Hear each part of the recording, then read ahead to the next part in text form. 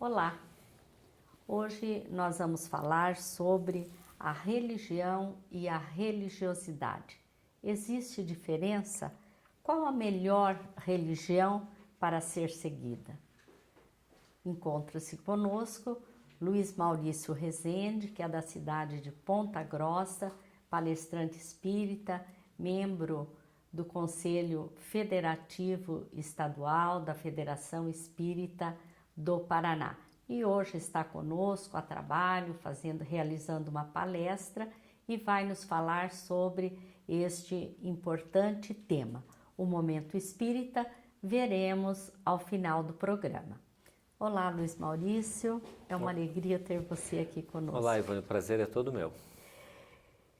O que é mais importante, fomentar o sentimento religioso ou o sentimento de religiosidade? É importante nós definirmos ou diferenciarmos um do outro, Ivone, porque muitas das vezes nós nos vinculamos à religião, ao aspecto da externalidade, porque, salvo algumas exceções, muitas das religiões elas são vinculadas e pautadas numa externalidade muito forte. Nós vamos ver as religiões politeístas da Grécia Antiga, dos povos incas e maias das Américas, das culturas de origem africana, todos eles têm uma externalidade muito forte. As oferendas, os ritos, as músicas, os cânticos, para a relação com o Deus ou com os deuses, conforme o entendimento do mono ou do politeísmo. E vamos encontrar também as religiões monoteístas, seja o judaísmo e posteriormente o cristianismo, também fortemente dessas que derivaram as mais variadas vertentes do cristianismo e também o judaísmo como religião, numa externalidade muito forte. A época de Jesus, o calendário judaico pautado pelas suas festas, todas elas tinham uma simbologia, uma externalidade muito forte. O Pessah era a simbologia da saída do Egito, a festa das tendas, o sacrifício do carneiro. Então sempre existia muita externalidade, a fim de vivenciar a religião. E o cristianismo, nas inúmeras religiões que se derivaram dele, também construíram religiões muito preocupadas com essa externalidade. Então era necessário o rito, o sacerdote, o líder religioso, as vestimentas muito próprias, a simbologia do fogo, a dos sacrifícios, se não eram animais, eram de origem vegetal. Esse era o entorno da religião. Esse era o sentimento o movimento em torno de religião, ou como fomentávamos e construímos a religião. Porém, não necessariamente isso repercutia numa religiosidade. Isso quer dizer, não necessariamente essa externalidade tinha algum significado interno. Muito embora todas elas tinham e tenham a intenção de construir a religiosidade interna, quando a externalidade se faz de maneira excessiva, temos a tendência a esquecer de que é necessário internalizar ou refletir sobre qual é o significado dessa externalidade. E aí ficamos só com a religião e deixamos de construir a religiosidade, quando ambos devem caminhar para e passo. Se temos a necessidade do externo, é necessária a construção do interno também. E o Espiritismo? Ele nos provoca a ter uma religião ou a ter religiosidade? O Espiritismo, no seu aspecto religioso, ele nos convoca a um exercício de desataviar as nossas relações com Deus e com a religião. Por quê? Porque trazemos atavicamente, trazemos na nossa matriz psicoemocional essa necessidade do externo, da adoração externa. Quando o Espiritismo nos fala da não necessidade da vela para que a fé se faça e a oração ganhe efeito, quando ele nos fala da não necessidade de um líder religioso, de um ritual, de um lugar específico para que a oração se dê. Então eu posso orar no templo, na casa espírita, a oração e o ambiente vai me proporcionar benefícios e potencializar minha oração, mas de maneira nenhuma desfaz a necessidade ou a importância da oração em casa, no ambiente de trabalho ou na rua, quando estou, se sinto a necessidade da oração. Então, nesse exercício de desapego da externalidade, naturalmente o Espiritismo vai nos fazendo encontrar a religião na nossa intimidade. É o encontro de Deus para conosco mesmo. Porque o altar deixa de ser o altar externo e passa a ser o altar do coração. As oferendas deixam de ser as oferendas externas que depositamos aos pés dos altares para serem as oferendas da nossa intimidade. Os sacrifícios das nossas paixões, dos comportamentos que já não percebemos mais adequados, e vamos fazendo sacrifícios silenciosos na nossa intimidade. Então, naturalmente, o Espiritismo nos provoca a fomentar mais essa religiosidade, entendendo a religião como um meio, como caminho, mas não como destino final. E como que nós podemos construir essa religiosidade em nós? Porque o objetivo é esse, não é, Luiz Maurício? Exato, Ivone. E não importa a religião que temos. Não importa mesmo, inclusive, se é uma religião cristã ou não. Todas essas religiões, elas podem e possibilitam essa construção da religiosidade, desde que nós nos permitamos e saiamos da superfície, da casca, desse aspecto externo que dizemos, e passemos a refletir sobre o porquê disso. Então, se eu faço sacrifícios e a minha religião e o meu comportamento religioso vê a necessidade de fazer sacrifícios como deixar de me alimentar em determinada época do ano, de fazer jejum de determinados alimentos em determinada época do ano, de fazer promessas e sacrifícios de não ter comportamentos ou alimentos dessa ou daquela natureza por um período de tempo, de que eu entenda o porquê eu deixo de fazer ou assumo dietas restritivas ou faço promessas para não comer isso ou aquilo em determinada época do ano. Porque se ficar a promessa pela promessa, ela é inócua e em vão. Deus não vai ficar mais ou menos feliz se eu deixo de comer isso ou aquilo, a carne, o chocolate, o refrigerante, a fruta, em determinada época do ano, em determinado dia do ano.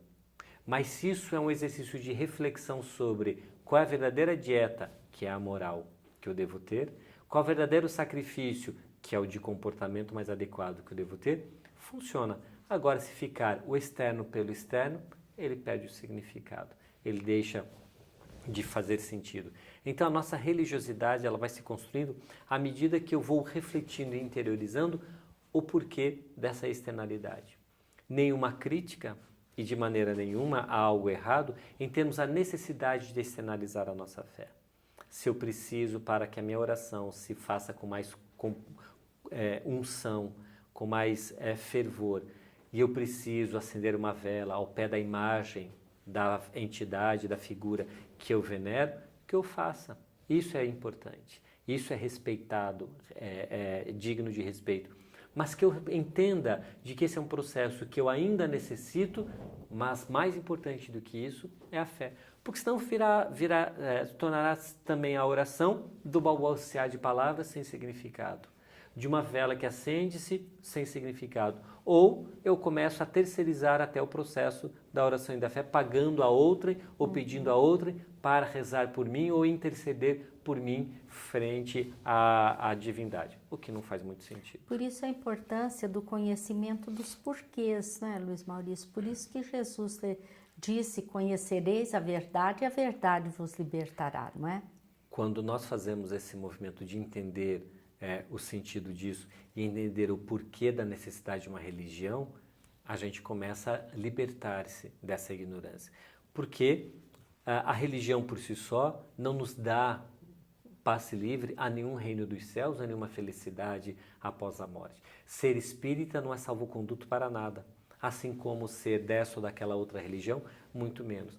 Porque há muitas pessoas que são ateus, que não creem em Deus e têm comportamentos morais muito mais nobres do que muitos religiosos.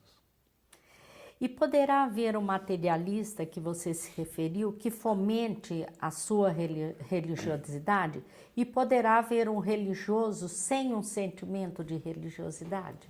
O materialista, e encontramos vários exemplos de pessoas que não acreditam na divindade, mas têm um comportamento moral extremamente respeitado. Nós conhecemos vários assim, não é? Quantos não? Mas é interessante o conceito de Santo Agostinho quando ele diz: se não existe Deus, tudo é permitido. Agora, se para esses materialistas não existe Deus, por que nem tudo é permitido e por que esse comportamento moral? Porque talvez e aí fazemos alguma suposição, o seu conceito de Deus, ou o conceito de Deus que eles até então se apropriaram, foram apresentados, não é o suficiente para esse entendimento. Um Deus que persegue, que espreita atrás da porta, que castiga, não faz muito sentido para eles. Para aceitação, né? Para a compreensão e explicação das coisas. Porém, trazem em si conduta moral e preceitos morais que são profundamente vinculados ao cristianismo. Ter um comportamento cristão, mesmo se autodeclarando materialistas. Isso é o mais importante. Porque mais importante do que crer em Deus é entender que Deus crê em nós. E que esse comportamento coerente com a proposta de Deus vai naturalmente nos levar a esse entendimento de que Deus está conosco e no nosso comportamento. Então, materialistas podem fomentar esse sentimento de moralidade, o que está a um passo desse sentimento de religiosidade. Mas há muitos religiosos que nada têm de religiosidade no seu comportamento. Professam a sua fé da boca para fora. Externalizam e cumprem os ritos. A época de Jesus eram inúmeros. E Jesus fez uma metáfora muito forte em relação a isso, dizendo os sepulcros, caiados por fora, mas podres por dentro. São os religiosos sem religiosidade. E será respeitável toda e qualquer crença, mesmo que seja notoriamente falsa? A pergunta é provocativa, né? E Kardec o faz, ele insere essa pergunta no Livro dos Espíritos, exatamente nesses termos. E o mais surpreendente é que os Espíritos respondem que sim. Aí nós perguntamos, mas como que pode ser respeitável algo que é falso? Está contando uma mentira é respeitável, mas os Espíritos falam, desde que torne pessoas de bem, desde que façam pessoas boas, tornem pessoas melhores.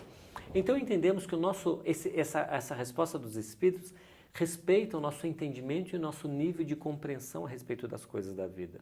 Agora, se eu sou um alcoólatra e sou apresentado a um Deus vingador, perseguidor, que vai me castigar, e eu vou ser destinado a um sofrimento eterno se eu continuar esse comportamento, e eu paro de beber, essa mentira, porque Deus não é assim, me tornou uma pessoa melhor.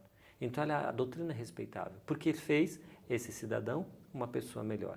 E talvez se explicasse para ele sobre reencarnação, que temos a eternidade para evoluir, ele falava assim, então essa vida eu vou beber, a próxima quem sabe eu tento a melhorar.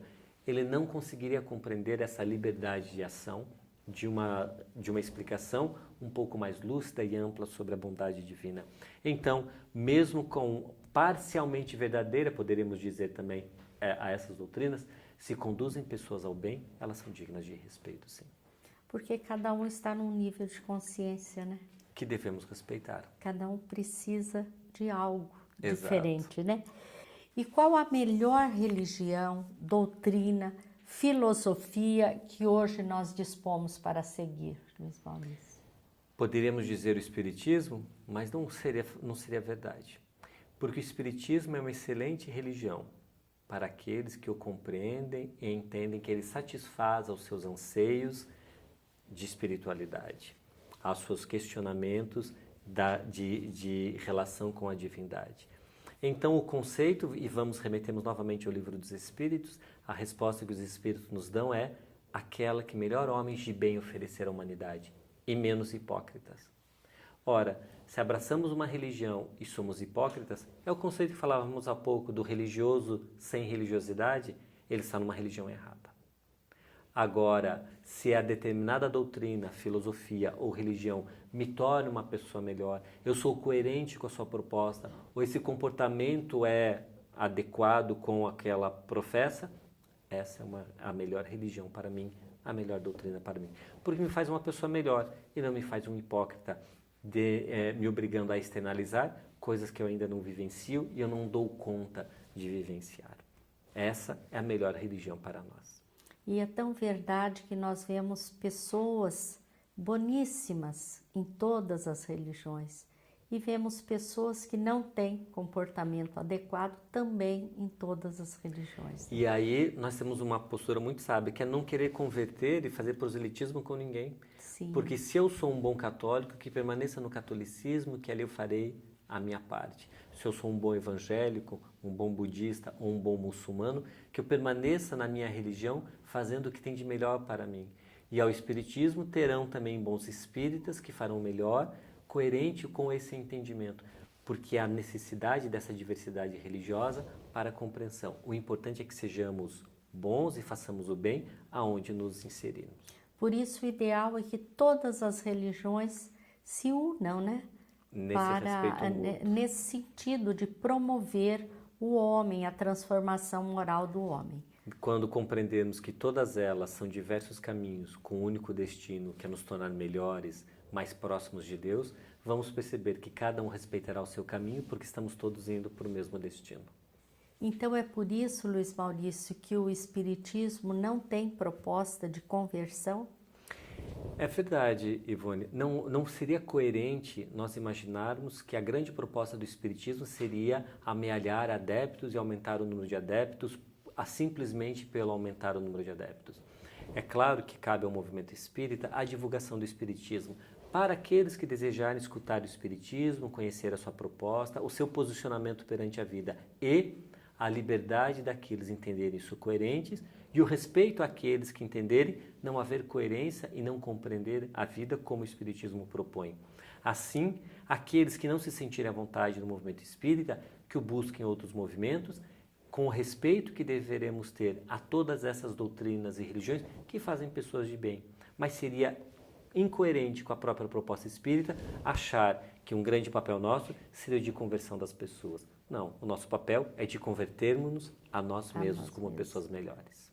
E é interessante que o objetivo desse programa é exatamente esse: levar a doutrina espírita, mostrar o que é, os princípios da doutrina espírita, para que ele seja conhecido por todos, né? E aqueles que se sentirem à vontade, que se apropriem, então, do Espiritismo como referência para a sua vida. Certo, que leiam as obras, que procurem uma casa espírita, né? Exatamente. Esse é o nosso objetivo. Muito obrigada, Luiz Maurício. Foi um prazer, Ivone. Muito obrigada a todos vocês que estiveram conosco. Desejamos-lhe muita paz e continuem conosco para ver a mensagem do Momento Espírita.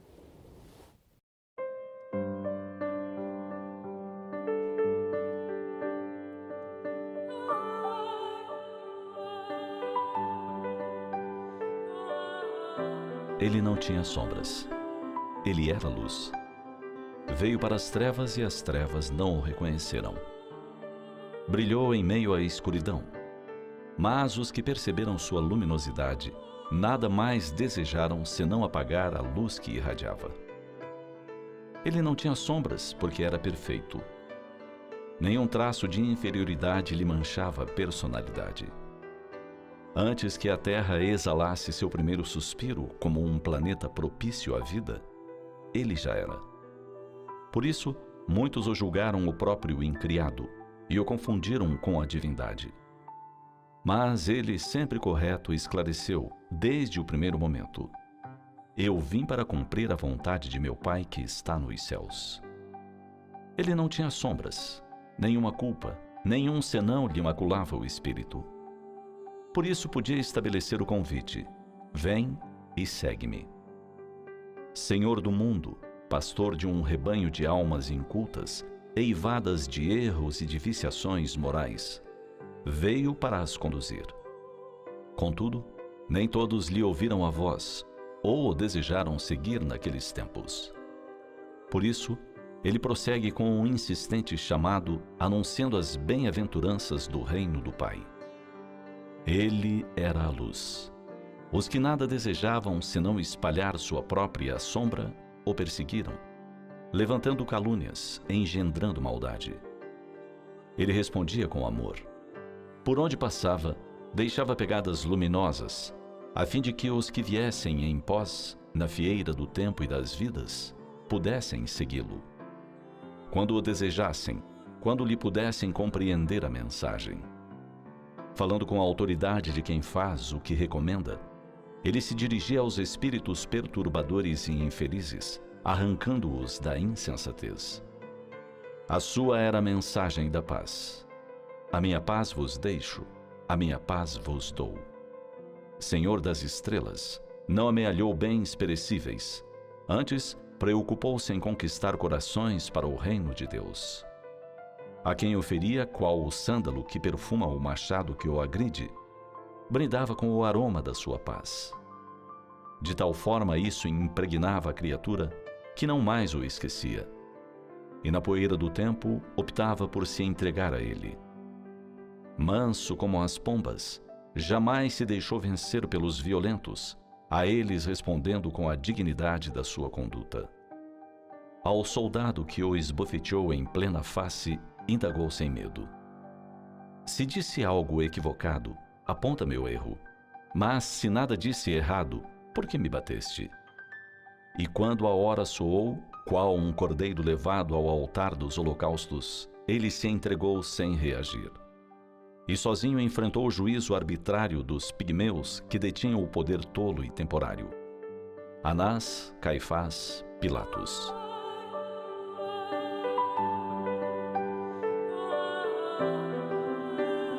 Ele era o Senhor do mundo e submeteu-se à justiça comezinha dos homens, ensinando que o exemplo fala mais alto do que as palavras. Ele era a luz. Até hoje ele brilha e espera. Espera que as suas ovelhas lhe atendam ao chamado, reconheçam a sua voz e descubram que com ele não mais haverá noite de solidão e amargura. Que com ele não haverá sede de justiça, porque ele é a água viva que descedenta para sempre. Com ele não haverá carências, pois ele é a plenitude. Ele é Jesus, o Filho de Deus, o bom pastor das nossas almas. Ele é o enviado, o Messias aguardado no tempo e anunciado por séculos na voz dos profetas. Ouçamo-lo, sigamo-lo. Ele é a luz, o caminho, a vida.